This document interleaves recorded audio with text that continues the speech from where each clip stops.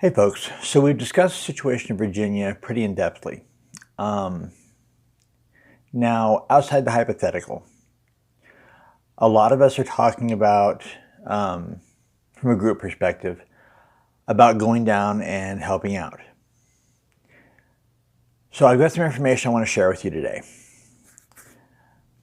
The first piece is that Matthew Poindexter, one of the leaders of the 3-Up movement up there in Virginia, has requested that outside groups please not come in, at least for the time being. They are trying to resolve their issues judiciously and avoid any further conflict or problems. They don't want an instance like Charlottesville to happen again, where several groups came in that all had different ideologies and thoughts, and there was no real organization, and it led to the problems that they had. They're trying to avoid that situation. So that's the request of state leadership there, is that Patriots coming in, please reconsider for the time being at least. They're trying to resolve this judiciously first and avoid any conflicts. That being said, I will not dictate the convictions of anybody's heart, so I'll share some information with you. If you choose to ignore their request and go in to help, here's some things you need to keep in mind in doing so. As of January, the following states will lose all reciprocity with the state of Virginia for concealed carry permits. Those would be Alaska, Arizona, Arkansas, Delaware, Florida, Idaho, Indiana, Kansas, Kentucky, Louisiana, Minnesota, Mississippi, Montana, Nebraska, New Mexico, North Dakota, North Carolina, Ohio, Pennsylvania, South Carolina, South Dakota, Tennessee, Washington, Wisconsin, and Wyoming. Those states will have no reciprocity with the state of Virginia after that date.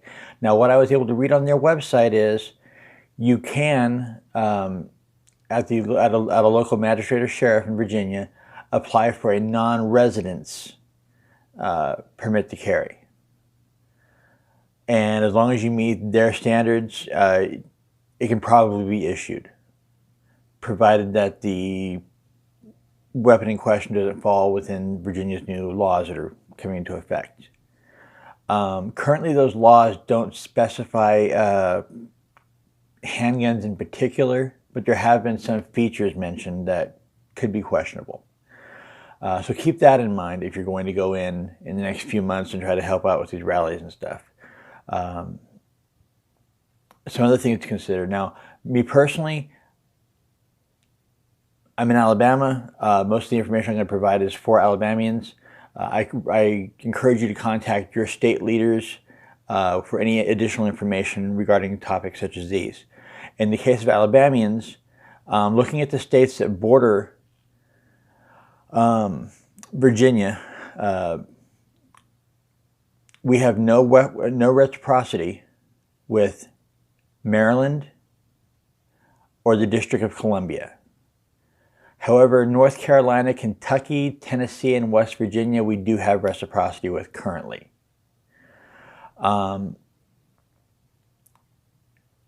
Again,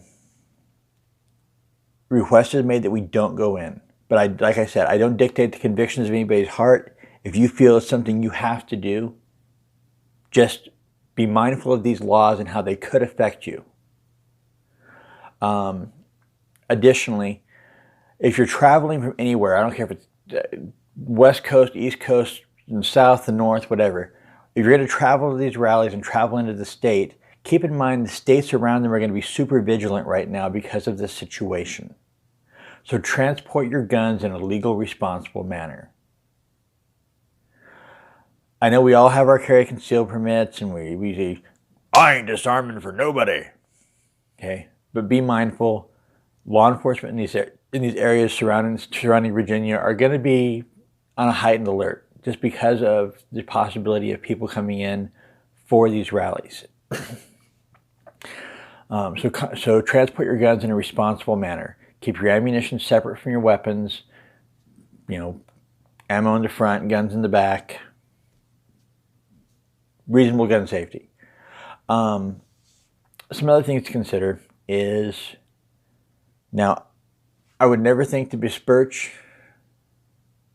my brothers in law enforcement in Virginia and West Virginia and surrounding states, but there have been allegations in the past of improprieties.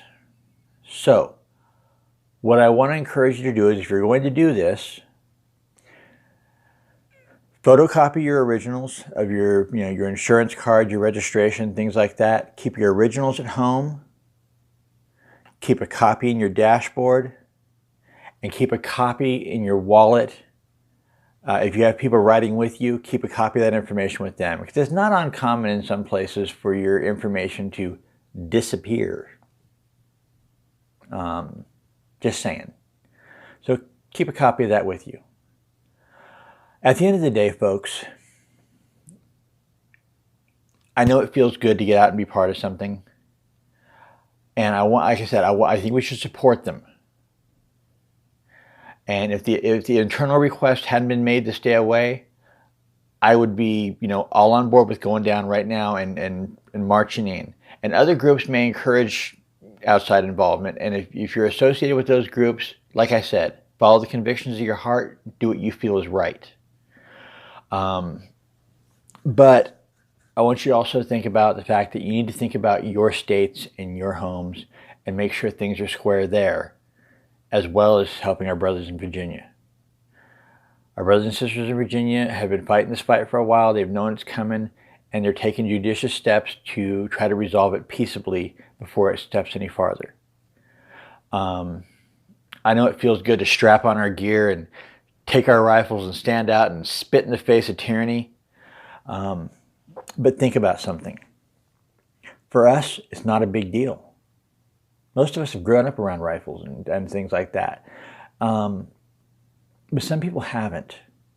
And what they're hearing in the news and from liberal media and from these places like the Young Turds and Vox and stuff like that, it can frighten them.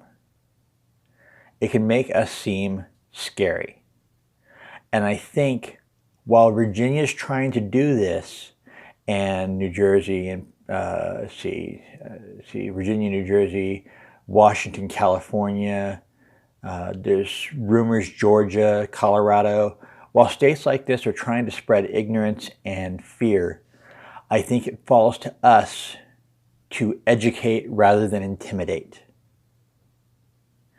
We're going to get more done taking to public events like gun shows and going out to the range with our groups and our prospective families with pamphlets and information than we are intimidating people who don't understand that our guns are our tools. And if you're watching this and you're on the fence about guns and you don't really understand about guns, go to your local gun shop. Your local gun shop is owned by a qualified FFL dealer who wants you to be as educated about your gun purchase choice as you possibly can. For my family and our local group, that's Nick Vivian at eagle6tactical.com. Look him up. There's email links there. There's contact information there. He is happy to answer any question you have regarding your firearm purchase and your firearm safety. He wants you to be as educated and informed about your firearms purchase decision as you possibly can. And that's the case with 95% of the FFL dealers out there. So again, folks, keep these things in mind if you're planning to do this. I encourage you to respect leadership there in Virginia's requests. As I said, there may be other groups that are requesting that, and if there are, hey, so be it. If you're working with those groups, just keep in mind that cool heads need to prevail here. We don't want to jump to the nuclear option yet. Let's concentrate on trying to win this in a judicious manner through our vote and through the courts. Let's concentrate on educating over intimidating. And let's try to spread the word that gun ownership isn't some fringe thing. It's a normal, everyday part of American life, and even if you don't own a gun, it's okay to respect the fact that other Americans have the right to. As always, folks, if you have any questions, feel free to ask in the comments section. We are happy to answer them for you. I will leave links to Eagle 6 Tactical in our description. Look them up. Nick's a great guy. He'll help you out. As always, folks, be decent to each other. We're all in this together. God bless.